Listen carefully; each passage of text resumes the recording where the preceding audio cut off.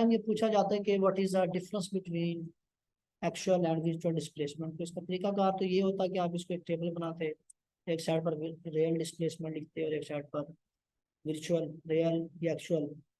لیکن یہاں پر ڈسکرپشن جو آپ کو نظر آ رہا ہے چند ایک پوائنٹس ہیں جو آپ نے ذہن میں رکھنا.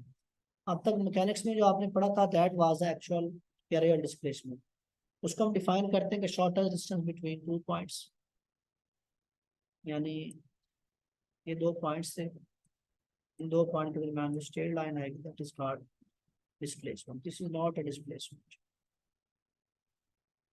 تو یہ اور یہ جو ہے یہ ڈسپلیسمنٹ نہیں ہے, اور یہ جو اسٹریٹ لائن آ رہی ہے دیٹ از اے ڈسپلیسمنٹ. تو اس کو آپ ایکسپلین کر سکتے ہیں.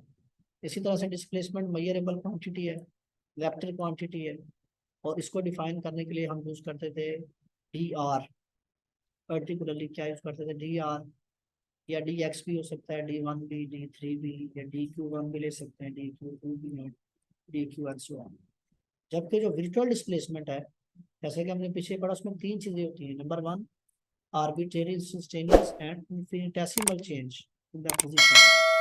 بہت زیادہ اسمالسٹ چینج آئے اور اس طرح سے چینج آئے کہ اس میں ٹائم کی ویلیو کیا رہے, 0.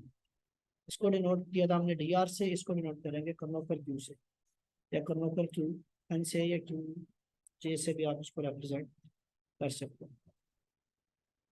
تو یہ یہاں پر یاد رکھیے گا کہ the displacement is called virtual displacement in the form of an actual displacement of the system is dr. جیسا کہ میں نے بتایا کہ virtual کو کرنوکر آر سے اور اس کو ڈی آر سے ظاہر کرتے ہیں, during which the force and constants may be changing.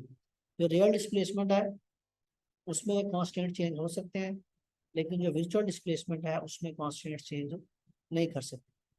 تو یہ 2-3 پوائنٹس ہیں جن کو آپ نے ایکسپلین کرنا ہے. تو ہوپ فلی آپ کو تمام چیزوں کے کنسیپٹ سمجھ آ گئے ہوں گے. کسی چیز کی سمجھ نہ آئے یا کویشچن ہو تو کمنٹس میں کیجیے گا, اور آپ کا فیڈ بیک کا انتظار کریں گے. Thank you very much.